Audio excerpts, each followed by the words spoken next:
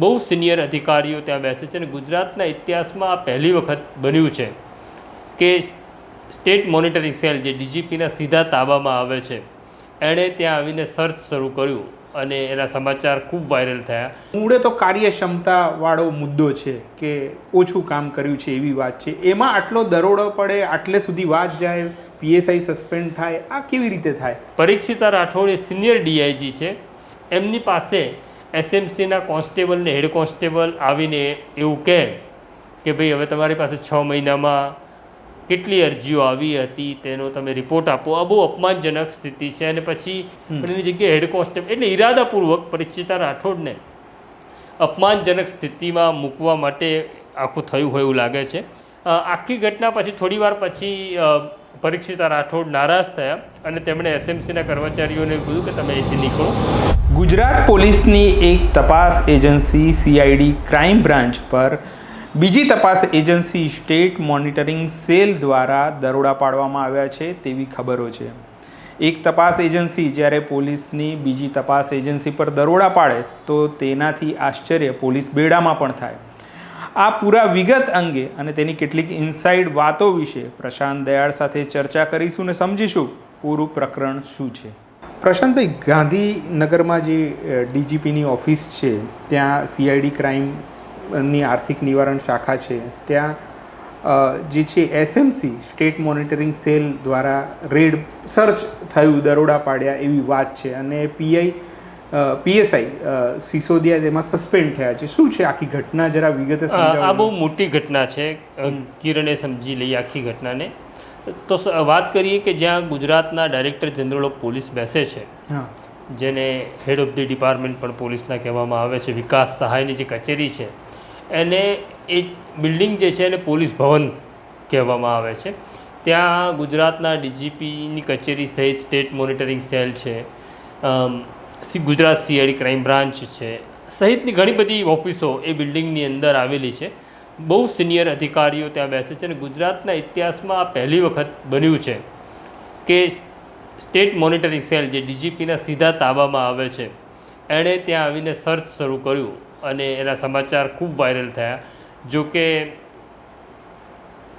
એક સમાચાર એવા પણ છે કે એસએમસી ઇનકાર કરી રહી છે કે ભાઈ અમે સર્ચ નહોતું કર્યું, અમે કેવી રીતના કાર્ય થાય છે જોવા ગયા. તો પણ એ વાત સાચી નથી. ખરેખર તો છેલ્લા 6 મહિનામાં કેટલા કેસો આવ્યા, કેટલી અરજીઓ આવીને કેટલી તપાસ થઈ અને કેટલી પેન્ડિંગ છે એનું સર્ચ કરવા જ એસએમસીના કર્મચારીઓ ત્યાં ગયા હતા. પણ આખો ઘટનાક્રમ મારે કહેવો છે કારણ કે જે હજી બહાર નથી આવ્યું.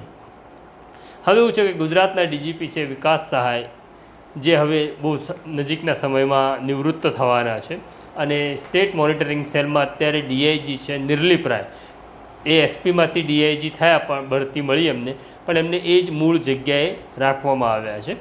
ગુજરાત સીઆઈડી ક્રાઇમ બ્રાન્ચ છે એના વડા અત્યાર સુધી ડૉક્ટર રાજકુમાર પાંડિયન હતા, પણ એમની બદલી લો એન્ડ ઓર્ડરમાં થઈ ત્યારથી એ જગ્યા ખાલી છે અને એમનો ચાર્જ ડીઆઈજી, સૌથી સિનિયર ડીઆઈજી છે સીઆઈડી ક્રાઇમના પરીક્ષિતા રાઠોડ, એમને સોંપવામાં આવ્યો છે.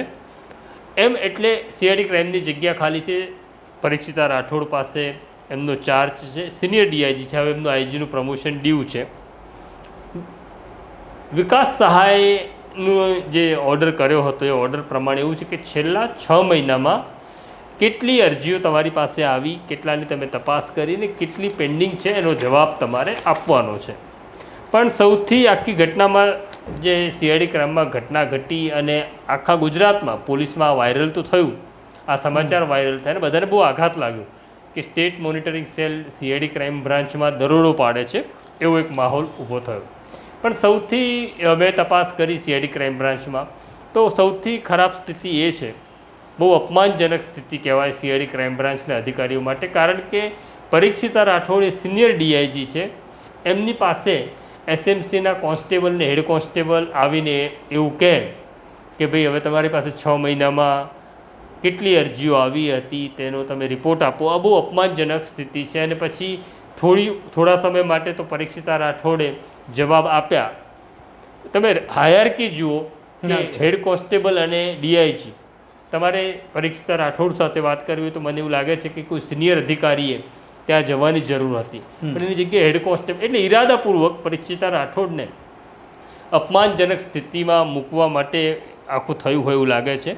અને જ્યારે રાજકુમાર પાંડ્યનની બદલી થાય છે અને પરીક્ષિતા રાઠોડને ચાર્જ સોંપવામાં આવે છે, અર્થ બહુ સ્પષ્ટ હતો કે સરકારની ઈચ્છા હતી એટલા માટે પરીક્ષિતા રાઠોડને આ ચાર્જ સોંપવામાં આવ્યો છે. એમના ઉપર ભરોસો રાખીને કે વિશ્વાસ હશે માટે આ ચાર્જ સોંપાયો. હવે આ કોન્સ્ટેબલ કે હેડ કોન્સ્ટેબલ આવીને આ પ્રકારનું જે અરજી શાખા છે એમાં જઈને કે હમણાં બધા ડોક્યુમેન્ટ કાઢો. હવે સમસ્યા એવી છે સીઆઈડી ક્રાઇમ બ્રાન્ચની કે જેમ અમદાવાદ ક્રાઇમ બ્રાન્ચ છે એની પાસે પોલિટિકલ સૂચનાઓ આવે છે, ઘણી બધી બાબતોની એ લોકો તપાસ કરતા હોય છે અને ઘણી બધી તપાસમાં સરકાર પછી સૂચના આપે છે કે હમણાં તપાસ અટકાવી રાખો, એટલે સ્ટેટસ કો જાળવી રાખો. આવી જ તપાસ સીઆઈડી ક્રાઇમ બ્રાન્ચ પાસે પણ આવતી હોય છે, જ્યાં ગૃહમંત્રી કે મુખ્યમંત્રી કે ગૃહ સચિવ સીધી સૂચના આપતા હોય છે. અનેક પોલિટિકલ તપાસો પણ હોય છે.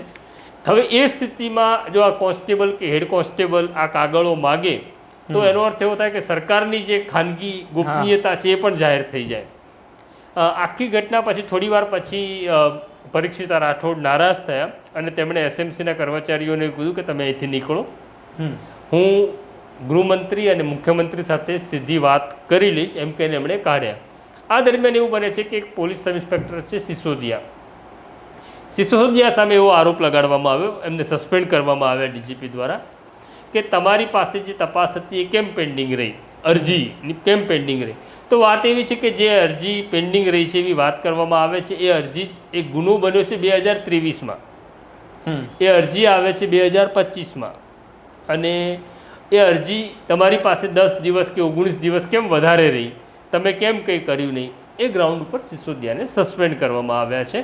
તો આ સ્થિતિ નિર્માણ થઈ છે અને પછી પરીક્ષિતા રાઠોડે રવાના કર્યા એ લોકોને, પણ ત્યાં સુધી સિસોદિયા પાસે કેમ 10 અરજીઓ હતી એ કેમ પેન્ડિંગ છે ગ્રાઉન્ડ ઉપર સસ્પેન્ડ કર્યા. પણ આ મને એવું લાગે છે કે ગુજરાત પોલીસમાં ચાલતી આંતરિક દુશ્મનીનું વરવું પ્રદર્શન થયું છે. આ ગુજરાત પોલીસમાં જે હરીફાઈઓ ચાલે છે, હરીફાઈ ચાલે ને ત્યાં સુધી ઠીક છે, દુશ્મની છે, એકબીજાનો હિસાબ સરભર કરવાની વાત છે. મને આ ઘટના ઘટી ત્યારે યાદ આવ્યું કે દેશભરમાં એન્કાઉન્ટર્સ થયા છે, પોલીસે કરેલા એન્કાઉન્ટર્સ, એ એન્કાઉન્ટર સાચા ખોટાની ખૂબ ચર્ચા. મુંબઈ પોલીસે સૌથી વધુ એન્કાઉન્ટર કર્યા. હવે મુંબઈમાં એ થોડું પ્રકરણ શાંત પડ્યું છે, પણ હવે યુપીમાં થઈ રહ્યા છે, પણ એ બહાર કેમ નથી આવતા? અને ગુજરાતમાં જે એન્કાઉન્ટર 2002થી 2006 વચ્ચે થયા એન્કાઉન્ટર કેમ બહાર આવ્યા? તેનું કારણ એવું છે કે ગુજરાતના આઈપીએસઓમાં એટલી દુશ્મની છે, એટલી નીચલી કક્ષાની દુશ્મની ઉપર ઉતરે છે કે એકબીજાના કપડાં ઉતારે છે, એકબીજાને બદનામ કરે છે અને અનેક પોલીસ અધિકારીઓને જેલમાં જવું પડ્યું, ખુદ ગૃહમંત્રીને પણ જેલમાં જવું પડ્યું. એવી સ્થિતિ ગુજરાતમાં નિર્માણ થઈ છે. એટલે આ જે આઈપીએસ અધિકારીઓ વચ્ચેની દુશ્મની છે, આ એનું પરિણામ છે, મને એવું લાગે છે. પણ આ તો ડીજીપી વિકાસ સહાયે અરજી ભરાવો થયો છે ને આની તપાસ થવી જોઈએ એવી વાત કરી. મૂળે તો કાર્યક્ષમતાવાળો મુદ્દો છે કે ઓછું કામ કર્યું છે એવી વાત છે, એમાં આટલો દરોડો પડે, આટલે સુધી વાત જાય, પીએસઆઈ સસ્પેન્ડ થાય, આ કેવી રીતે થાય? કિરણ, કેટલાક તથ્યો આપણે જોવા પડશે જેથી આપણને આ પિક્ચર વધારે ક્લિયર થાય કે 6 મહિના થયા, એમણે કયો કાર્યકાળ માગ્યો? તો જ્યારથી પરીક્ષિતા રાઠોડ પાસે ચાર્જ આવ્યો એ કાર્યકાળ, કેમ પરીક્ષિતા રાઠોડ આવ્યા ત્યારથી જ તમે તપાસ કરવા માગો છો? તો મેં જૂના રેકોર્ડ, જૂના આંકડાઓ સીઆઈડી ક્રાઇમના જોયા છે. એની અંદર સામાન્ય રીતના એવું થતું હતું કે સીઆઈડી ક્રાઇમમાં વર્ષ દરમિયાન 300થી 500ની વચ્ચે અરજીઓ આવતી હતી જેની તપાસ સીઆઈડી ક્રાઇમ કરતી હતી. છેલ્લા 2 વર્ષથી એવું થયું કે એ આંકડો વધીને સીધો 2000થી 2500 અરજીઓ સુધી પહોંચી ગયો. તો આ ટાઈમિંગ બહુ અગત્યનો છે કે કયા ટાઈમની તમે માહિતી માગો છો. તો હવે તમને ચોક્કસ ટાઈમિંગની માહિતી કેમ જોઈએ છે? તો એવું લાગે છે કે પરીક્ષિતા રાઠોડ ઉપર એક પ્રેશર બનાવવાનું કારણ હતું કે પરીક્ષિતા રાઠોડ કોઈનું નહીં માનતા હોય, કોઈ આદેશ નહીં માનતા હોય, કોઈ ભલામણ નહીં માનતા હોય, એવી સ્થિતિ અત્યારે સીઆઈડી ક્રાઇમમાં નિર્માણ થઈ છે. પણ પ્રશાંતભાઈ, આમાં તો ઘણા બધા કેસ જે છે પોલીસ ખાતામાં તો પેન્ડિંગ હોય, જે લોકો આ પોલીસ ખાતાને નથી જાણતા, પણ એમાં તો નવાઈ નથી કહી આ પેન્ડિંગ કેસોની. તો પેન્ડિંગ કેસ માટે એક અધિકારી બીજા અધિકારીની દુશ્મની કે આ જે ખટરાગ હોય આટલે સુધી જાય, એ આખી નહીં આમાં હું દુશ્મની ક્યાં છે, કઈ ઘટના છે, એ ટ્રિગર શું થઈ એની પણ મેં તપાસ કરી કે આ કેમ આવી સ્થિતિ સુધી આ ઘટના પહોંચી. તો ગુજરાતની જે સીઆઈડી ક્રાઇમ બ્રાન્ચ છે એ સ્ટેટ એજન્સી છે. જેમ દેશની અંદર સીબીઆઈ છે એમ રાજ્યની અંદર સીઆઈડી ક્રાઇમ બ્રાન્ચની ભૂમિકા બહુ મહત્ત્વની રહી છે. 2 ઘટનાઓ ટ્રિગર થઈ છે મને એવું લાગે છે જેના કારણે આ દુશ્મની આગળ વધી છે. પહેલી ઘટના એવી છે કે એક ગુજરાતના આઈપીએસ અધિકારી છે જે એસપી કક્ષાના અધિકારી છે, તેમણે ગુજરાતના ડીજીપીને એક અરજી આપી હતી અને અરજીમાં એવો આરોપ કર્યો હતો તેમણે અભય ચુડાસમા ઉપર, જે અત્યારે એડિશનલ ડીજી છે અને કરાઈમાં એમનું પોસ્ટિંગ છે. એક સમય એવો હતો કે અભય ચુડાસમા સરકારની ખૂબ નજીકના અધિકારી હતા, પ્રથમ હરોળના અધિકારી હતા, જે સીધા અમિત શાહ સાથે સંપર્કમાં ધરાવતા હતા. પણ તેઓ હવે છેલ્લી અને પહેલી વખત એવું થયું છે કે તેઓ સાઇડ લાઈન થયા છે, કારણ કે હવે તે નિવૃત્ત થવાના છે સપ્ટેમ્બર મહિનાની અંદર.